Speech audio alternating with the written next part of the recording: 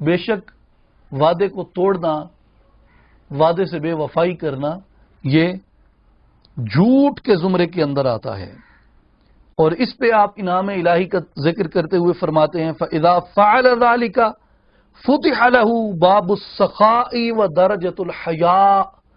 آپ فرماتے ہیں جب تو اپنے وعدے کو وفا کرنا سیکھ لے گا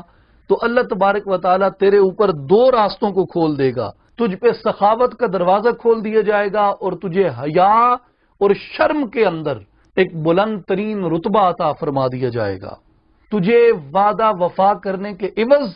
اللہ تبارک و تعالیٰ صادقین کے دلوں میں تیری محبت کو پیدا فرما دے گا، اور دنیا میں جہاں کہیں بھی سچ بولنے والے، سچ کا پہرا دینے والے ہوں گے، وہ سارے لوگ تیری ذات اور تیری شخصیت سے محبت کریں گے، تیرے ساتھ کھڑے ہوں گے، اس لیے کہ یہ آدمی اپنے وعدوں کو نبھاتا ہے۔